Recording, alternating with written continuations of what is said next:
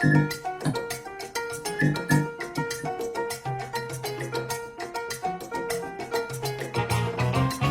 guys, welcome to Sexy in Toronto City. My name is Beatriz Vieira. I am your host, and today this episode is being brought by KEGEL, a communication contractor with 25 years of experience making communication happen all over the world. Guys, I'm so happy and I'm so glad you're here. And if you haven't yet, please hit the subscribe button and the sign bell so every time I release a new episode, you get notified. Guys, our guest today is, wow. I am like so grateful that she is here today to share her knowledge, her energy, and her passion for what she does. Her name is Shauna Harris. She is a clinical sexologist, relationship specialist, and she is the founder of Explore Intimacy, the result coach-based practice. Guys, let's welcome Shauna Harris and let her introduce herself. My name is Shauna Harris, and I am a clinical sexologist and relationship specialist in Arizona, United States. I didn't always live in the United States. I was born in Canada. Oh. And yes, hello, fellow Canadians. And I began my career as a teacher, and I loved all things human body. I loved all things education.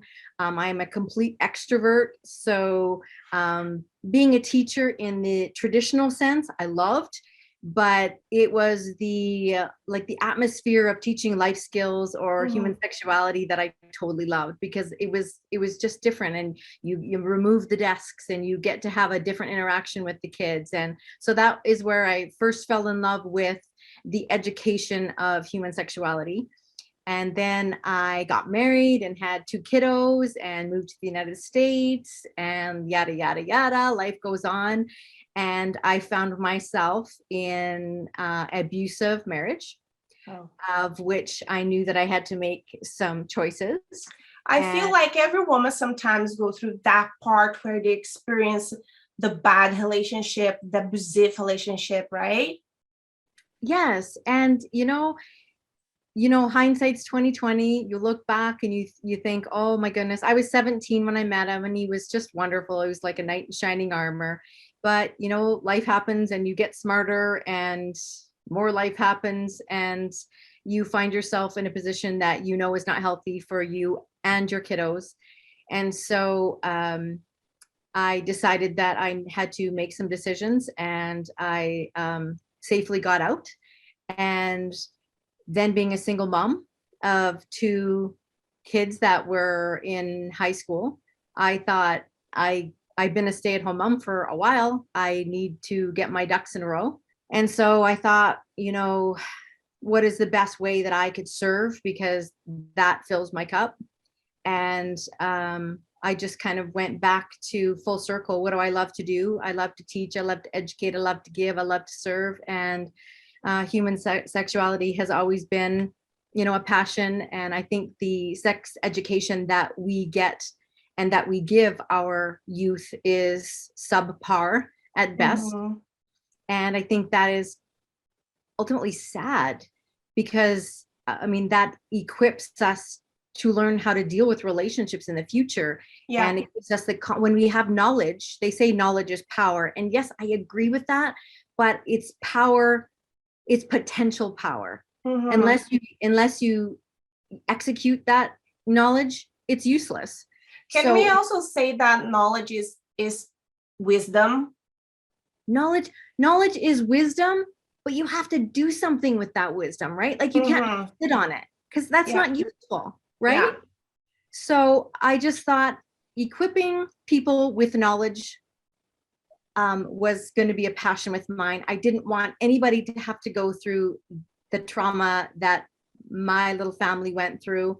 So how could I better this universe with the mess that I was in? And so in order to make a message out of my mess, I went back to school, and I came out, and I am now a clinical sexologist and relationship specialist, and it's I so love fantastic. that. I I love that. love what I do.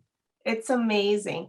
And I feel like when you're young, things that you wanted to go and learn, you sometimes go to the wrong information, like sources, to get the information you want.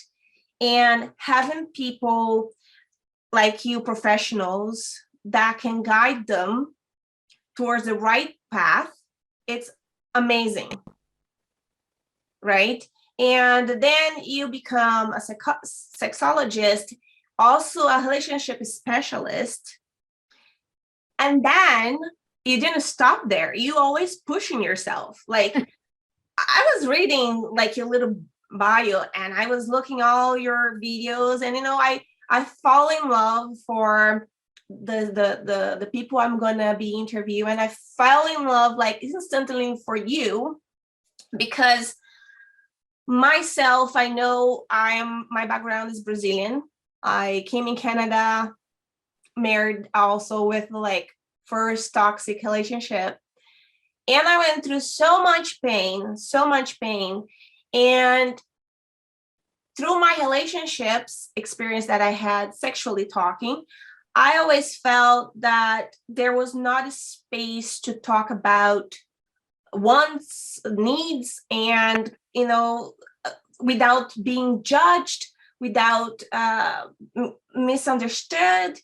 And that's why I wanted to bring you today so people can follow your work and get to know who you are, because I think you are amazing. Aw, spreading the word and all that you're doing.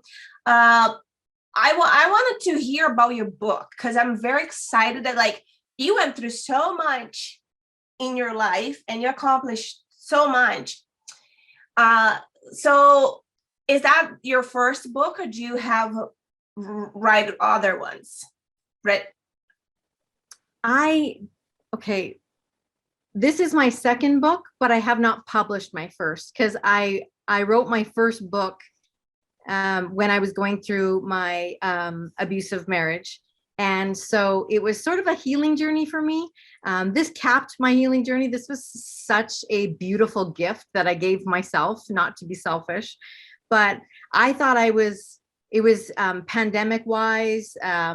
It was at a time when people were, I think COVID, to me, COVID was a blessing for me, because A, I read and published my book, but B, it allowed me to help people in a way that I didn't anticipate, because I think COVID put a magnifying glass on what we all had.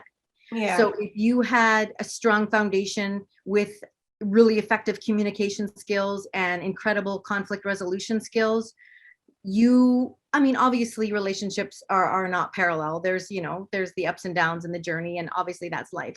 But if you were not equipped with the tools, COVID was a nightmare for you. Absolutely agree with that, for sure. So that's one of the reasons why I put out this book, and it is the subtitle is Reignite the Spark in Your Relationship, Spice Up Your Sex Life, and Create Long-Lasting Love. And the title seems scary for some, speaking of sex. And I did that sort of for a reason, A, to, bring the eyes and the attention to the front of the book. But B, it's all about speaking of sex. It's not about sex and positions and all that kind of stuff. But of course, that is some of the work that I do. But it's all about learning how to communicate about sex and how to increase the intimacy in your relationship. And by intimacy, I don't just mean sex. I mean that intimate connection, that bond, that ability to have a safe place to be vulnerable, of which I never had. Yeah. And so when you are equipped with the tools to create that space, oh my gosh, it is a game changer.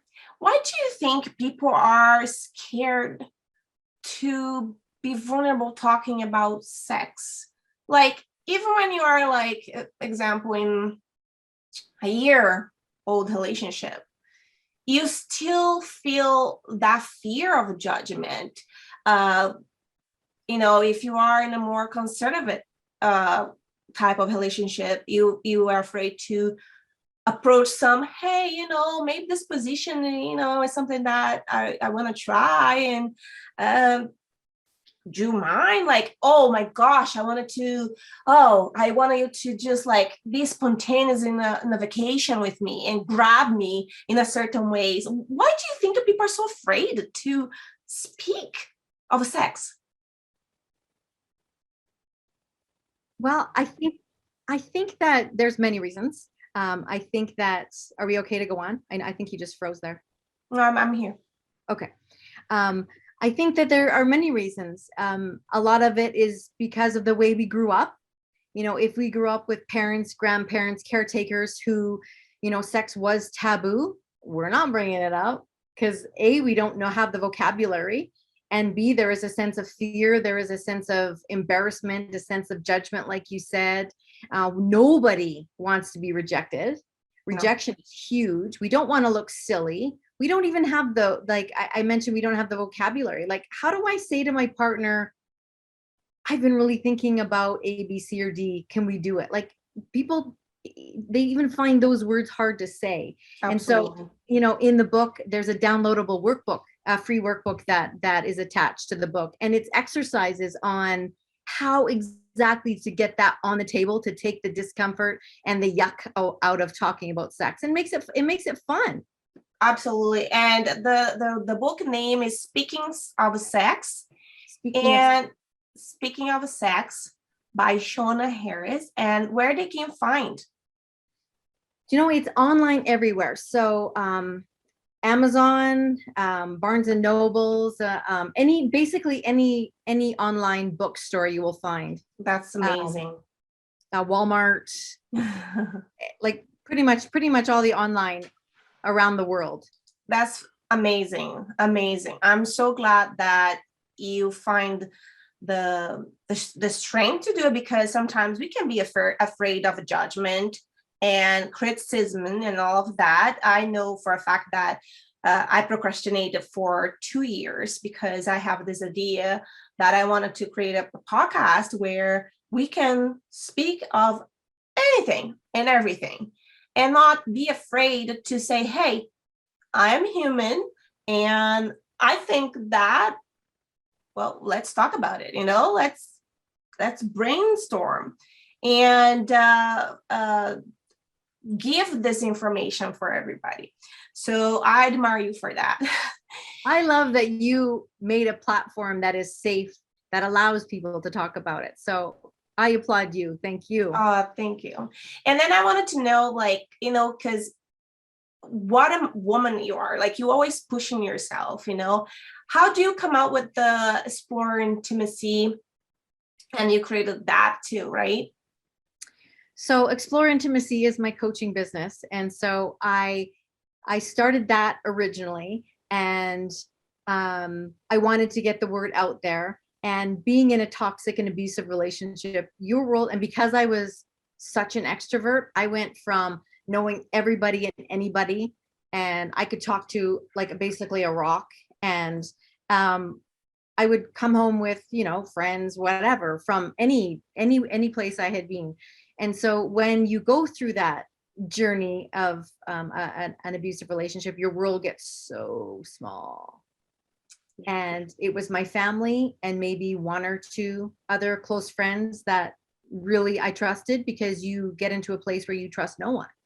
Wow. And so I knew that I wasn't being authentically me. And I didn't realize that, because you sort of morph and you transform to survive. You're walking on eggshells. You become a different person in order to keep your children and yourself safe.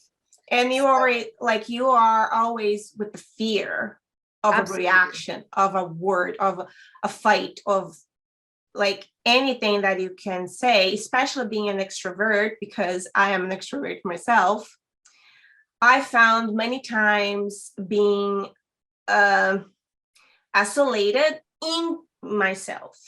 Like, it's pretty much I have to shut down the smile, the silliness, and, you know, the fun to match the energy an expectation that my partner had. Absolutely. Survival, right? Yeah, very much complete, so. it's complete survival.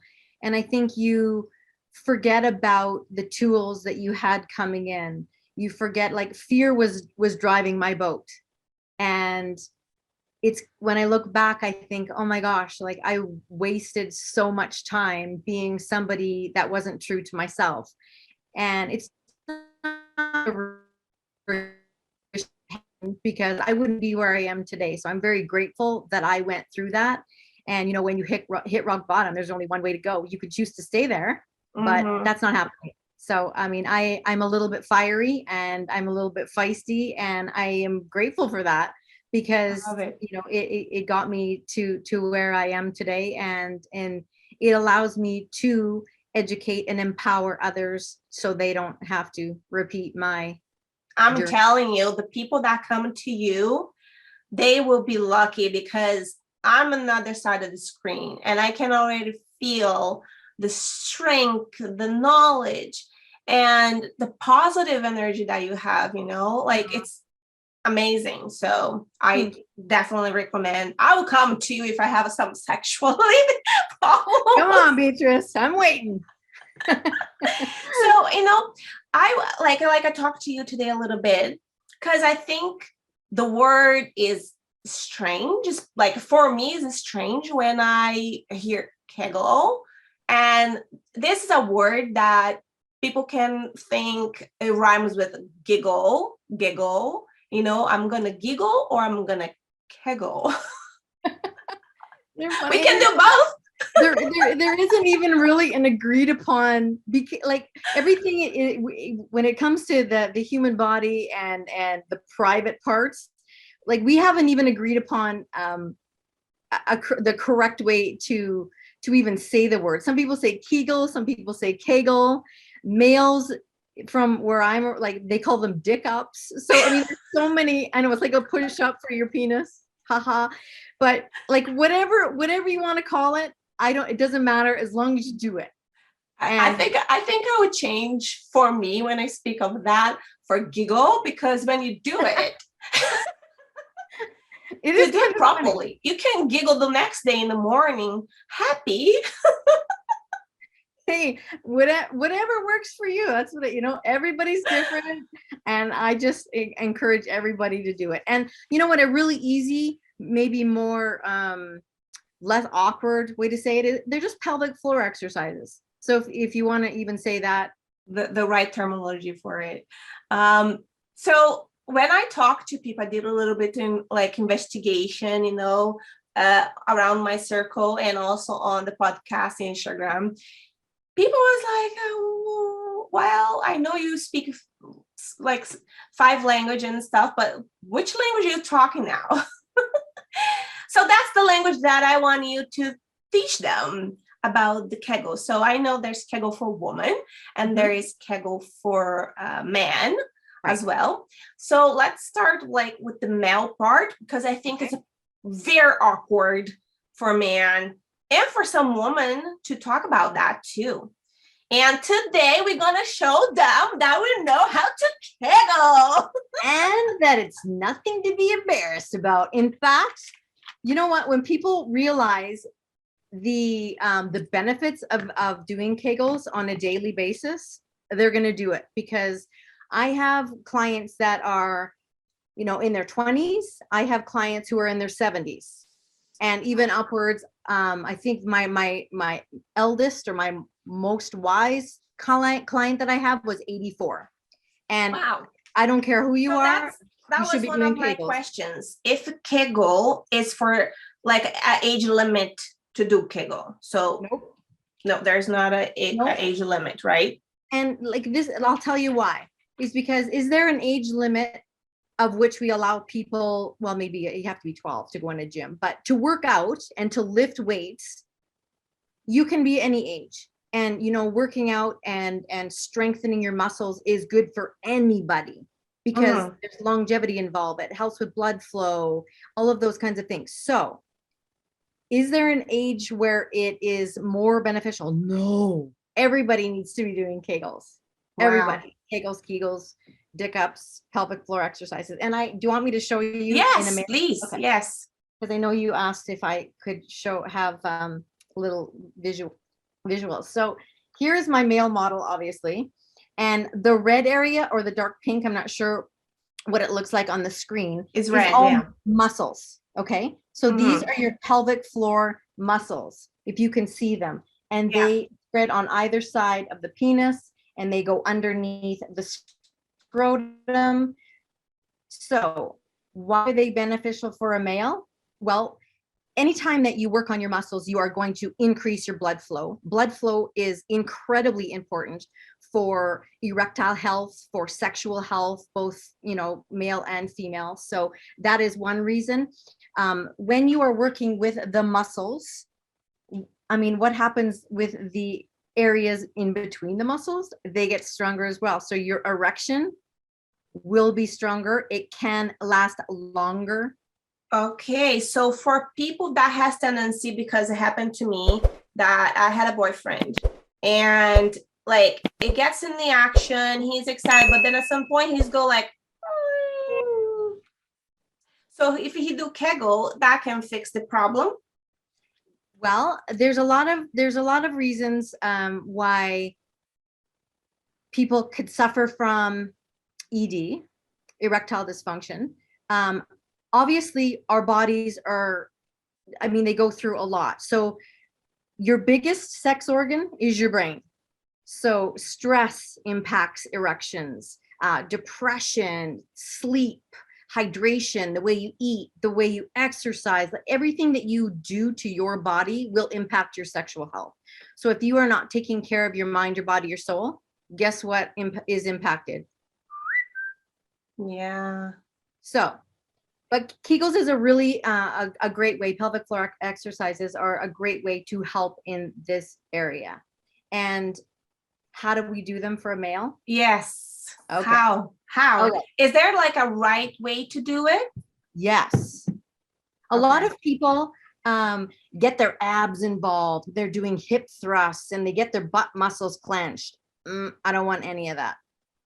Any of that. The easiest way to do it for beginners is to either lay on your back with your knees up, like in a little tent, your knees up and your feet close to your bum. I recommend that people put their hands on their abs so they can relax their abs. They can feel their ab muscles just relax. And they cannot be around anybody, because I wonder if they start to do that, if they're gonna have an erection. Sometimes they do, sometimes they don't. And you know what? That's okay. Like I have a client who is in his mid-20s and he's in a wheelchair, and every time he does a Kegel, he gets an erection. And I'm like, it's okay, because that means you're doing what you should be doing. Yeah, it's working. It's working, but you don't like necessarily always have one. Like every body. So for people that doesn't have an erection, they're normal too. There's nothing wrong with them. Absolutely. You're just working your muscles. Okay. Okay. Okay. So there's 3 steps for the male and 3 steps for the female. And the first step is to, I always like to say, when people sometimes try and explain how to do it, they say stop the flow of pee. Now, I don't want you to ever stop the flow of urine, because that's just not good for your bladder or your urethra or anything like that. But imagining in your mind, like obviously we're not sitting on the toilet, so we're not urinating anyway, but it is that feeling where you are pulling up and in. So I like to tell my guys, like, pretend you are pulling up your penis. And it sounds kind of weird and odd, but that's the first sensation. So you sort of like pull it up. But not pulling up with the hands, by the muscle itself. By the muscles. And it's kind of like tightening your anus, the sphincter. So for lack of a better word, if you are in the presence of anybody and you do not want to pass gas, what do? You hold it in, yeah. You hold it, you tighten your anus, and that sphincter in there is like whoop, tight. That is what I want you to do. So those are the muscles, your pelvic floor muscles that we're talking about. And so that's for a female or a male. So you're essentially, if you're a male, you're pulling up. And if you're moving in your chair like that, I am clenching my butt muscles. I don't want that. No. Okay. So you're relaxing your bum and you're pulling up. And if you're a female, you are essentially trying to close the hole of your vulva. Okay. And we can talk about females in a minute. But so you're going to pull up and in, and you're going to pretend that you are not going to pass gas, and you're going to hold it for 3 seconds, and then you're going to relax. So the breathing also has to be, they hold it in and then they're, You pull in. 1, 2, 3, relax. 1, 2, 3. So 3 seconds, you hold it, 3 seconds, relaxed. And you can do that 3 times. A lot of times pelvic floors are pretty weak. So it's hard for people to actually do 3 for 3 seconds. But after 2 weeks, I promise you 3 are going to be very, very easy. And then I upgrade you to 5 for 5 seconds. oh, so you can upgrade. Upgrade to the next level. And what this does, it intensifies your orgasms. Like I said, it helps your sexual health, the blood flow. You know what, a really important thing that maybe a lot of people don't care about now, but it helps control the bladder and the bowels. So when you're older, you don't have to worry about letting anything out when it's not supposed to come out, either hole. Wow, that's amazing. Yeah, because you've been practicing that muscle and training to be stronger. It makes completely sense. Absolutely. Yes. And for my ladies of childbearing ages, the pelvic floor muscles also help support the uterus. So that's super, super important, because when that little baby's in there, it gets pretty stinking heavy. Oh yeah. So that is also helpful. And then after the pregnancy too, some women has tendency to have, like, if they sneeze, there is a little bit leak. Yeah. It will help with Kegels. Wow. Kegels. So I'll bring you my female model right here. Okay. And so this is the pelvic region right here. Here is the vulva, and then the opening to the vagina is right there. So you can see too that there are the red muscles here, and as well, all of those muscles underneath there. Wow. So, I mean, they are pretty important muscles. And so why are we just allowing them to do nothing? They need to work too, right? I agree. And I think, like, for men, when the vulva, it's more like with this muscle being tightening up, it will, like, the pleasure when the penetration happen, it'll be tighter for the male too, right? It's tighter for the male. It's also because the vagina is the internal canal. Like some people get what is a vulva? What is a vagina? The vulva is the exterior part of the female genitalia. The vagina is everything inside. So the vagina, when it is tighter and your pelvic floor muscles are tighter, depending on the girth of the male, it is a lot more pleasurable for him. Some people don't like. Again, it's different for everybody. But I do have another little model here, and here is the clitoris. And not everybody, but a lot of people think that the clitoris is just, this is my vulva puppet here. A lot of people just think that the clitoris is just this little tiny bud sticking out. True. But she is not. She is like the penis in that she erects when she is aroused, and it reaches back. So this right here is on either side of the vagina. And so when your pelvic muscles are tight, you are more likely to have an orgasm because your clitoris is being stimulated from the inside, depending on how you are, how you're made too. A lot of women do not orgasm by penetration alone. They need external stimuli or stimulation. So it just depends basically on how you're made, but you have a higher chance of orgasming through penetration if your pelvic floor muscles are strong. So, Kegels. Kegels. So does it, like, Kegel also help men with premature ejaculation too? Yes, absolutely. And I'm glad that you brought that up, because there's a lot of issues with that. Like I found, fortunately, in some experience that I had, that especially like one that I really care for the person. And it was such a like frustrating for me back then, because as his partner, I wanted to help. I wanted to fix the problem. And I didn't know how to do that. I didn't know how to contribute. I didn't know how to talk about it. Like, hey, I remember sometimes because we like had like a long length of not seeing each other. And when we would see each other, I was like, oh my gosh, yes, now I'm gonna be having this amazing connection. And I love him so much. He loves me so much. And it was so frustrated because getting the moment that I thought it would be the most, you know, especially like back then I was so young, and I like sexuality for me was so new, and I wanted like just be loved that way. I remember being crying sometimes in the bathroom because it was happening all the time, and I started to think that I was the problem, that I was like, what's wrong with me? And later on I learned that it's nothing to do with me. It's all to do with his body.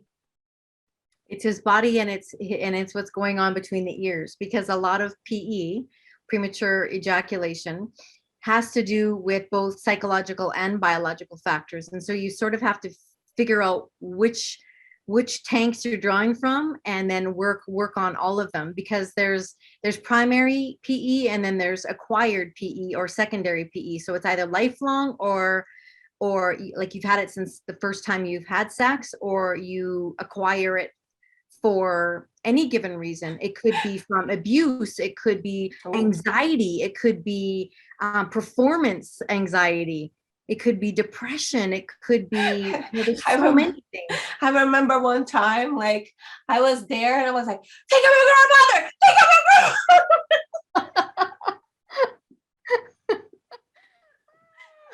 How did that help? No. At least you tried. A for effort. Yeah, so that giggle actually helps with that. Yes, humor helps so in so many ways. Kegel needs to help. What I would like to like impose on everybody is that this is, our society thinks that sex is such a serious and taboo topic. And if you can just make it lighthearted, make it fun, and make it silly, as well as taking care of yourself by eating properly and hydrating and doing your Kegels and all of that, like your sexual health is impacted by everything that you do, your relationship status. Like he could have been in a place where, oh my gosh, I haven't seen her for a while. I so want to show her how much I love her, because that is primarily the number one way that males show love to their girl, is through sex. Mm-hmm. And so I want to show her how much I love her, and I want to connect with her and all of that kind of stuff. That's how they connect, is through sex.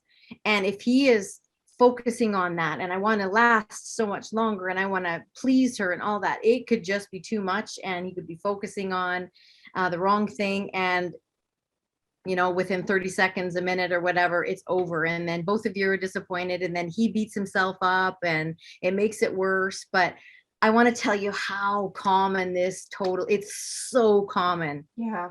Like there's I think it might even be 1 in 3 have had it happen to them. And so it's nothing to be ashamed of. Like our bodies go in cycles, and we go through things all the time, like stress. Even as women, we know that if we're stressed, if there's 1,800 things on our to-do list, I'm out. Yeah, but a woman can fake better than men. Well, depending how her natural lubrication works, sometimes that's the case, sometimes it's not. But yeah, obviously if he can't get himself where he needs to be, then that is, that doesn't help the situation. But there's so much mental in it. There's so much awareness that needs to be had. And that's why I think communication is so important between partners.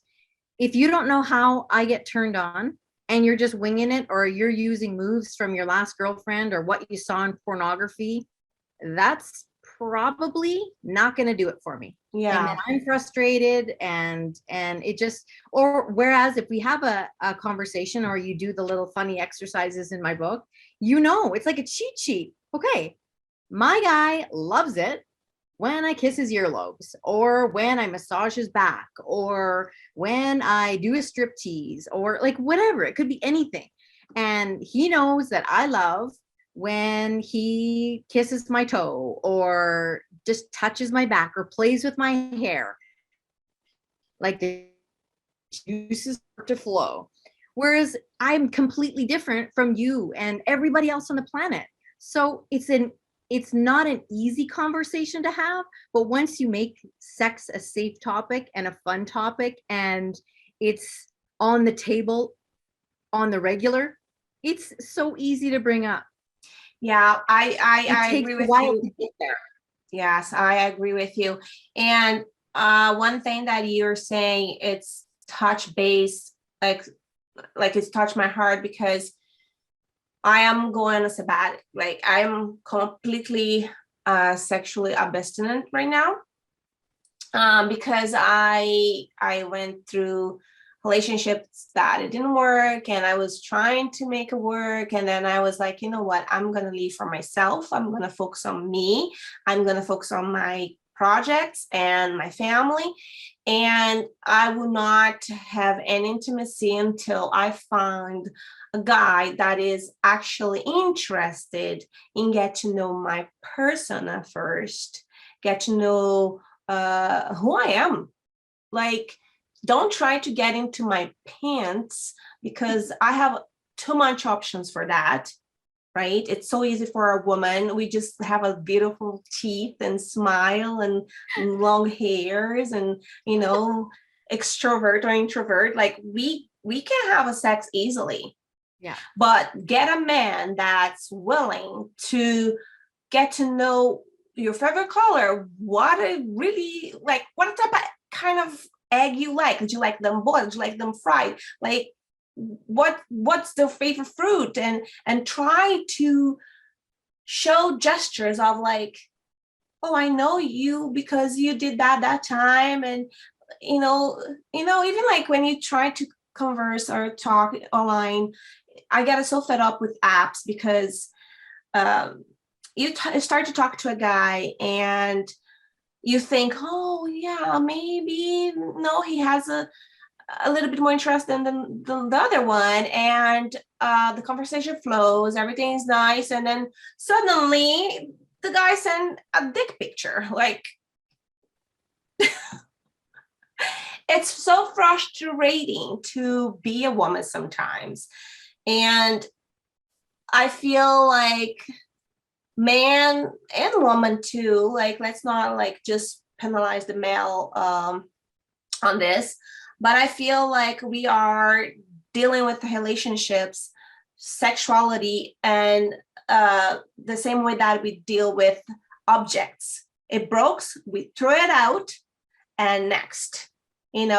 There's no like really to attachment and that sense of like, I want to belong to this person. I want to embrace this person into my life and really to connect in another level. Because I feel, for me as a person, sex always were a difficult thing to do, and letting myself really open to somebody, because I have to be connect in my heart, and I have to be connect in my soul, my mind.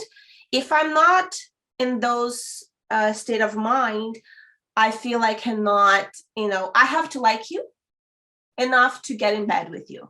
If I do not like you and admire you and respect you, I'm not gonna be in bed with you. There's no point for me. I love that you said that. I love that you said that, because the female sexual response system, it is exactly what you just said. It is not arousal, desire. What comes before that is the feeling safe, the feeling connected. That's with somebody who is just dating. That is somebody who has been married for 35, 50, whatever, however, it doesn't matter. If I'm not feeling a connection with you, I can't move to the next level in a sexual response cycle at all. I just can't. And that's what was frustrating me the most, is because I feel that this generation, because when I was dating in my 20s, it's completely different than dating now, in my 40s, and also being mother, and also being an immigrant, and also, like, there's so much.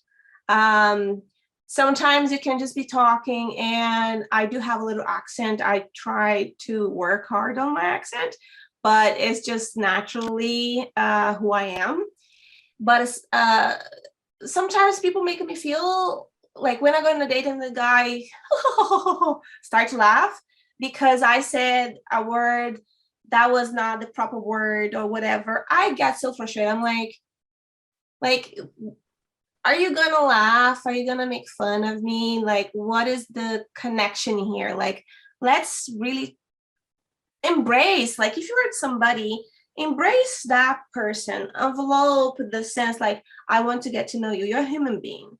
You're not just a piece of me. And I hated the fact that people are not taking serious. And I feel like even with the COVID, which was a hell for many, many people, lost family members. I lost family members. I don't know if you did. No. And we see like this completely shut down and isolation. To be honest, the isolation part, it didn't really get to me too much, because I have been in Canada for 22 years now, and being far away from my family and completely like isolated from connecting with people, because my work before was at home for 15 years. And I was also working as a child educator at home. Yes. And I was completely isolated because my work was home. And after that, I have a little social life that I go out, I party, I come home, I take care of my business over and over. And, I'm like a routine type of person. But I see that pattern happen. Like, people doesn't really want, it's like, okay, it's like this left and right. It doesn't really focus. The worst that I feel is like when you go in an app, dating app, is that you start to talk to somebody, but then you lose track because there's another one person talking. And then you kind of like, you cannot connect this way.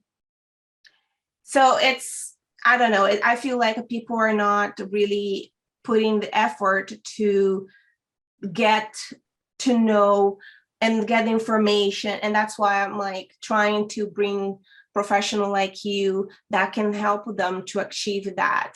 Because having sex for having sex, I don't think we should do that. Me personally, that's my point of view. I think having sex is such a beautiful intimacy connection between two people.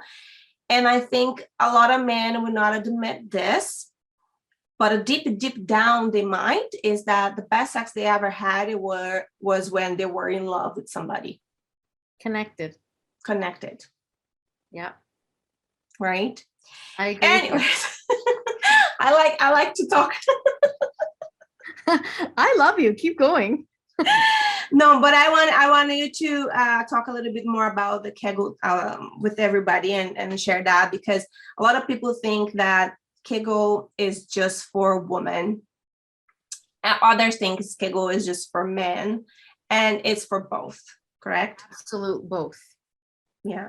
And there is like, do you know, like, if somebody's gonna be like, listen to this and say, oh my gosh, when do I need to do Kegel? Like, they can do when they feel. And you can do it at any time. Like, initially when you start out, like I said, I recommend starting on your back with your feet up. Some people find that not comfortable. So another position would be laying on your side with your knees in a little bit with a pillow between your knees. That's another one. Another easy one is just sitting like on a bench. I don't want a back to your chair at all. You can be sitting up straight, but not being supported by anything behind you, and then doing it that way. So yeah, I mean, you can do it anywhere you want. People do it driving their car, baking in the kitchen, making dinner, standing at the barbecue, wherever. You can do it absolutely anywhere, but you just need to probably know, if you are a male, how your body reacts. Because if you are in a place where an erection isn't an optimal thing to be happening, it's probably not a wise choice to do it. But yet again, I mentioned earlier, it sometimes it doesn't happen. It just depends on your body. And then you taught us for male how they do it, but the woman's pretty much the same thing. You're gonna feel like a little chickle, a little. Yeah, essentially you're just going to pretend as though you are stopping the flow of urine or closing the hole of your vagina. So essentially, if you know that, I mean, we've all done it before, whether you're at a pap exam or like a tampon being inserted, if you are not relaxed, probably not going in, or probably not getting far, or it's going to be really uncomfortable. So that's the sort of sensation that I want you to be feeling. So tighten it up down there. And you could even think, as I mentioned earlier, pretend you are trying not to pass gas. So tighten up that anal sphincter too. So tighten up the vagina, tighten up the anal sphincter, and you just hold it for 3 seconds, and then you relax. So for men, you said that they can do 3 levels and then go 5. Is that right? Yeah, you can start at 3 seconds. And if that's just super easy for you, because some of us have strong muscles to begin with, then you could start at 5. Like if you started with 3 and you're like, you could move up to 5. And then some people move up all the way up to 10 seconds. And how about woman? Woman is the same thing? Same, absolutely the same. But I want to just forewarn or put a cautionary note in that a muscle is a muscle in your body. If you overwork a muscle, it's going to be sore. We don't want to be overworking your pelvic floor muscles. Mm-hmm. So just be smart about it. That's what I was going to ask you, if there's too much Kegel to be done, and if there's any contradiction, like that will hurt you or injure you, complications or anything like that by doing the Kegel. There's always an opposite side of the spectrum. So for it is a good idea just to make sure that your prostate is healthy, and that if you're trying to do Kegel exercises to combat premature ejaculation or erectile dysfunction, it's always a great idea to get a clean bill of health from your doc. Like if your prostate's great, if your testosterone levels are good, and you're in complete great health, and you're still wondering, okay, why does my erection only last 1 minute? This is so freaking annoying. This is when Kegels can come in. Okay. Mm-hmm. Same goes for ED and any other thing. Like if you have a clean bill of health and you're still having these issues, then I would move to the next level. And also, like I said, your brain is your number one your biggest sex organ. So it's also taking care of your mental health as well. So if you're anxious, depressed, stressed, your nervous system is pretty, I mean, it plays such an important role in your sex life too. If that cortisol is at a high level, you want to relax it, and you want to bring it down to a level of which you are, relaxed and enjoying the moment. With my females, there's a thing called vaginismus. And what is that? It's when this is somebody that should not be doing Kegels, is somebody with vaginismus. And the reason why is that your pelvic floor muscles are so incredibly tight to begin with. It could be from like your body is in such a state of anxiety at all times. So all your muscles are tight, in which your vagina muscles are going to be tight as well. It could have happened from trauma. I have a client who fell off her bike when she was 8 years old, and she had always had trouble when she started menstruating. She couldn't fit in a tampon. She went to the children's hospital. Everything was fine. Nobody could figure out why. And so we figured out that she has vaginismus, and it's just the muscles are so stinking tight. When something is trying to enter, they're like, no, thank you. No entry. There's a little sign outside saying no entry. But no, honestly, I gave her some exercises. We have some dilators that I recommended. And when those muscles learn to relax, then they're good to go. So it's kind of like the opposite. Everything has a solution. It's not like. Yeah. And it's just sort of getting to the kind of the root of it and figuring out, because every body is. Yeah, there's somebody that asked me to ask you if by doing Kegel helps to increase the length of the penis.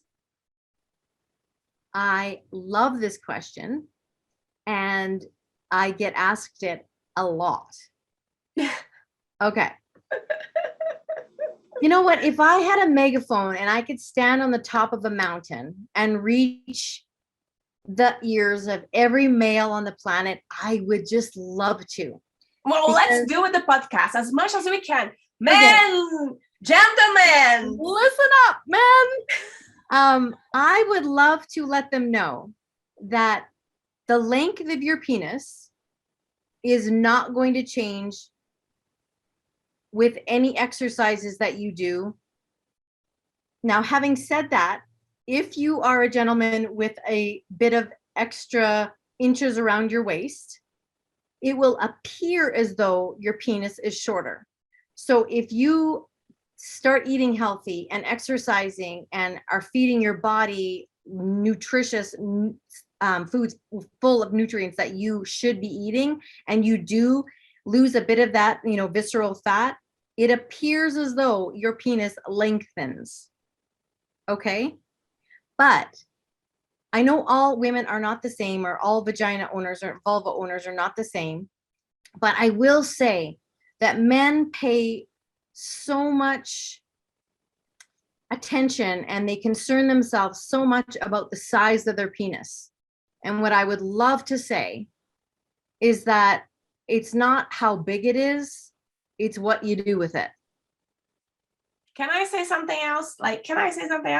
Absolutely. The best orgasm that I ever had, and I didn't know that it was my point G being stimulated, it was with a male that had a shorter length penis, and he was capable to touch my point G, and I was like, holy moly, I never knew. It's not very far in. It's not very far in at all. So all of these men that are, I honestly probably get, oh gosh, handfuls, maybe a handful at the minimum of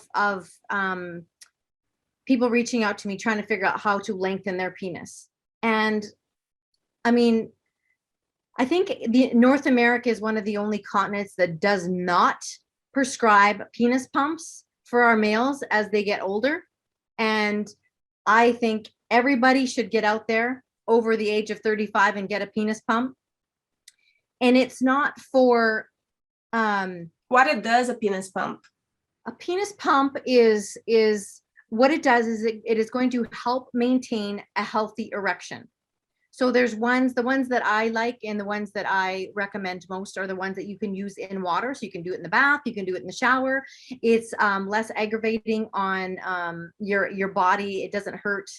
Can you send me after a picture that the ones that you recommend, and I'm gonna ask my production that's gonna edit the video to put it right here in this episode, the one that you have indicated for everybody, well, for Mel.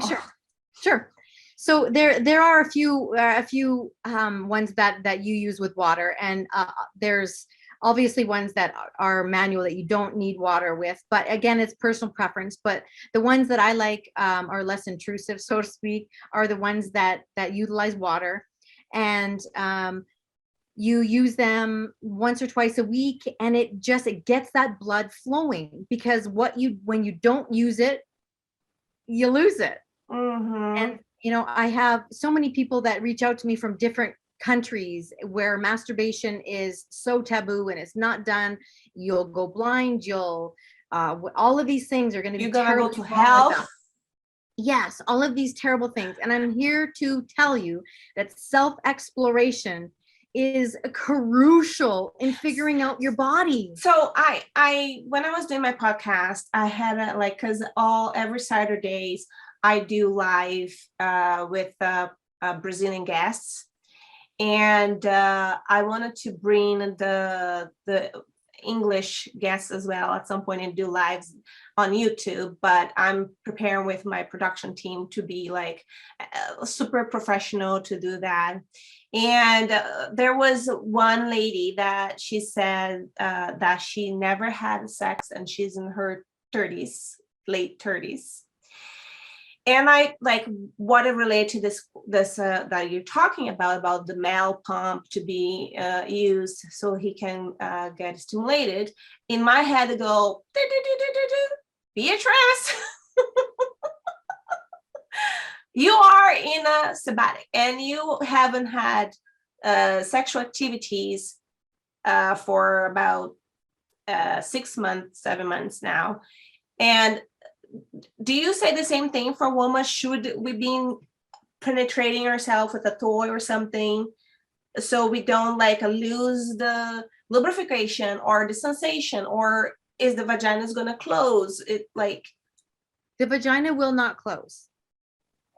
She knows what she's doing. She's like a self-cleaning oven. She cleans herself. She knows, as we get older, our estrogen levels drop and we go through perimenopause and then menopause. And the more that you have sex, the more that you are in a pattern of behavior, the more readily your body works as a whole. So like I mentioned earlier, your brain is your number one sex organ. If your brain is getting a little dusty and it hasn't lubricated yourself for a while, or it hasn't gone through the motions, or you haven't had an orgasm, so you don't get that dopamine, serotonin, prolactin, serotonin hit. Like everybody is different. So when you're going through a sabbatical or when you are celibate for a while, to each their own. But what I want to tell you is that I would hope that doesn't last forever. I hope not. I even said, like, I have a friends kind of contacting me and say, hey, are you for real? Like, are you gonna like shut yourself out? I'm like, what's the point? Like, it's so healthy for your body and your skin, and like it's just honestly, it does the amount of things that sex does for your body, Beatrice. I'm gonna send you a whole list. Look at me. I know, it's just like I haven't been like this forever, and sometimes I have to say that I hated that because I miss out in so much opportunity to have passionate and spontaneous sex with a complete stranger. You know, like, do you know when you go to a vacation, for example, and you see this hot guy and you'll be like, oh my gosh. But then I'm like, I don't know this dude. I'm not going to kiss his mouth. I don't know where he's been. Like, I don't know what he does. And and I have like, I don't know, like if that it's something, because I don't know your status right now, if you're married or single, or I am married. You're married. So let me tell you, as a single, I have been hated on by young male so much. They're like 25, 20 something, like, and they just like, you know, and I'm like, yeah, that would be like, That'd like, be hot. you know what I mean? Yeah. But I really want to look in this person's eye where I'm gonna be naked, and I'm gonna be completely naked, like literally naked, but also like me, my person, you know, vulnerable. It's complete vulnerability. And I am with you. I am not, when I was single, when I need a connection. I need somebody that I feel safe with, so that I can Exactly. be vulnerable with. But and you know what, like, that is the energy that you exude. So you are going to find somebody that wants the same thing as you. You just have to keep getting out there and being authentically you, because what you put out there comes back. But I want to tell you, like, sex strengthens muscles, it slows aging, it burns calories, it decreases chances of stroke, it I lengthens noticed your that life. I haven't been gaining weight, and that's why. I don't know. I'm not going to say anything there, but I'm just telling you, it is a God-given gift. And I'm not sure if you're a religious person, but it is a God-given gift that we have been given. And obviously, you need to be careful who you choose to engage in those activities with. But it's something that, when you find that person, it is, like I said, when you're safe with that person, it's just it's learning a whole different side of yourself. And I just think it's a beautiful gift that you give yourself. And then the intimacy that you create with that other person is, I mean, the sky's the limit, really, if you allow yourself the space to be vulnerable. Because I didn't have that in my first marriage. I didn't allow it. I didn't feel safe. And I just thought that that's what a normal sexual relationship was. And it sucked. Yeah. It's terrible to like, I related to you so much, and when you talk to me, I get you. Like, I literally get what you're saying. It's like, I feel that, how can I say that? It's like everybody know the taste of sugar, the sweet, because they haven't tasted, right? Right. So if you talk to someone about they have this beautiful relationship, and you say, oh, I have been in an abusive relationship, immediately they think that you're being smacked and you're being like beat up, right? But it's not. The worst abusive relationship that you can have is the emotional and the psychological one, because those damage you. Like, those scars last forever. Oh yeah, Until that's why I'm doing this time for myself to heal. Good for you. Yeah, definitely. So the going back to the Kegel, is there like immediately, instantly results by doing that? Like, if I like sneeze and I pee by doing Kegel, am I gonna like get instant result by doing like a week full of the exercise? If you have extremely strong pelvic muscles to begin with, you will notice a difference in the first probably week. If you have weak pelvic floor muscles, it could take a few months, but you should start to notice a difference after 2-3 weeks. It might not be a big difference, but you should notice a little bit of a difference. That's why Kegel should be done every day until probably, for if you have really weak ones, probably for 4 or 5 months. Wow. And if you feel like the problem is coming back, then you do it again, like you start it again to do it, right? Yeah, when you get to a point where you sneeze and you don't pee, or when you're jumping up and down and it's not trickling down your leg, you're like, woohoo, then you can back off and do them, once every couple days or once a week, or like put a reminder on your phone, ding, Kegel time, and you do it every once in a while. For women, they can do even when they're driving, they're sitting, and like, I can be sitting here and I can be doing Kegel. Like, I'm doing them right now. Good, I was too. I love you. I love you too. So another question like pop up in my mind is that, like, you're talking about that client of yours with the pelvic problem, the vaginal situation. Then it brings to my attention also, because we have some women, not because they want, but they have the catheter, and some has IUD as well. Are they going to have any issue, or they should not do, or are they okay by doing the Kegel exercise? IUDs are not a problem, because what IUDs don't really, IUDs are in the uterus. So It's up the vaginal canal, and it goes right into the uterus. I'm just going to pull the uterus right out. Let's just pull her on right out. So here's the uterus here. The IUD is going to go straight up in there. So all that's hanging are the two little strings that your doctor pulls out. So that one's fine. That's fine. And when you do have an orgasm, your uterus actually does contract a little bit. And if there's an IUD in there, nothing happens anyway. So that one's fine when you are working on the pelvic floor muscles. The catheter, that one you would want to check with doc and just see. A catheter is attached to your urethra, which is not, obviously it's not, it encompasses the pelvic, obviously it's in the pelvic region. But you just want to make sure that one is clear and a-okay with the doc before you do them. Wonderful. That's there are some rare instances where, yeah, because I was like, well, what else could have, like, who cannot do Kegel other than the situation you mentioned before? I mean, man is limited. Like every man can do it because they don't even have the same issues like with the catheter or.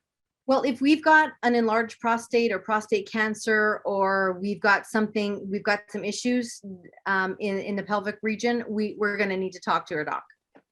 Yeah. Okay. If you have a clean bill of health, go for it. If you ever have a question, well, I had this, I had damage to this, or I had cancer here, or whatever. I mean, I always suggest just clear it. And then you have no issues. You have no, worries. So wonderful. Anytime you talk about new exercises or new supplements or new prescriptions or whatever, it's just a good idea to talk to doc. That's amazing. Wow. I just learned more about Kegel. I can keep a Kegel every day now. Keep doing it. Just don't squeeze your butt muscles and don't squeeze your abs. That's how you know you're doing it right. Yeah. Relax the cheeks. That's wonderful. I just wanted to thank you so much for you taking the time and give us, everybody from the Sex in Toronto City, our followers and the listeners, thank you so much for sharing not only the knowledge that you have, but your energy, your time, your beautiful soul. Aww. I am very grateful for that. Thank you for having me. Oh, thank you. And I will put the link of your Instagram, if that's okay, for everybody that fall in love with you like I did. Sure, I would love that. And then go follow you. And if they have a more question about Kegel or any other questions related to a sexual issue or coaching a relationship issue, you are there for them. I am sure of that. Is there any other way they can contact you if they don't have Instagram? Yes, I have, I think almost 130,000 people that follow me on TikTok. And with TikTok, you can be a little bit more, you can push the boundaries a little bit. So I have a ton of stuff, a ton of information on TikTok. So that one is Sexologist _ Shauna Harris. So come join me there. I have a lot of fun there. Sometimes I get banned, but they always let me back on when I say, this is educational content. I promise I'm not being a weirdo. So that's like I love to be weird, I know, but some people appreciate, like, when I push I always have, like, vagina myths, or what vagina myths busted, or and sometimes people don't like that, so they report me, and I'm like, no, people need to know this stuff. It's incredibly important. We didn't learn it anywhere else. But those are the people being very conservative. I feel those are the people that need to know. Yes, I feel you. And in my podcast, I'm warming it up to give little by little that, the extravagance of Brazilian Beatrice. I love it. The spice. Yes, and I did I did a heel for them to laugh where there's two sides of me. One is very conservative and the other one is like, do you know how to do striptease? And then the girl go like, no, you should check it out. It's super funny. I would love to. Okay. I'm like, it's the first time in the world that I know of that I've been doing my search and my team did the search. There is no podcast out there that is done by two languages. So my podcast is Portuguese and English. Love it. So my English followers will get to know you, and that is going to be very easy for them to understand you. And my followers, that is Brazilians, and they're all over the world. They're in the States where you are. They're in Brazil. They're in Portugal. They're in France. They're everywhere. They're going to get to know you too, because I'm going to explain to them who you are. It's going to be a beautiful picture of you on Instagram, and I'm going to send you all the information. And everybody's going to get to know you. Be prepared. I am excited. And people can also find me on my website, which is www.exploreintimacy.com.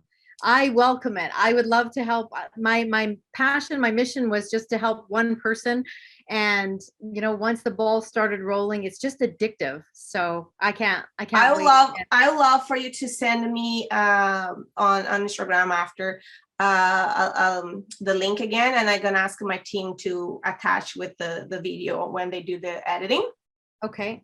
And that way it's gonna be very easy for them to find you. And I really recommend you guys go find her book. She have done amazing work out there. I'm like pumped to be one of my read books. Like I wanted to read as much as I can. And I do audio book. Is that an option as well for your book? Do you know what? I have been getting a lot of people requesting it. So it is on my list to do. I have the Kindle version or the ebook version and the paperback so far. But it is something on my list to do. So I will get there. It's just finding the time, and I want to be the one to read it because I think that makes it more personal. So it's I have a studio and everything picked out. I just have to actually go and do it. Amazing. Wonderful. Thank you so much. Have a great night. And we will be talking soon. I appreciate it so much. It was great to meet you. It was a pleasure. Thank you for reaching out. Thank you for finding me. If I could hug you, I would. Oh, I would too. I feel, this is the kind of relationship I'm talking about.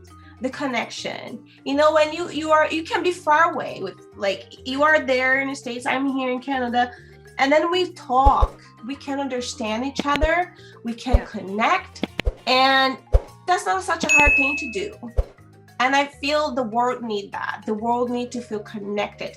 And if with the podcast, with you doing the amazing work with your book, with your Explore Intimacy, like, we needed to make people connect.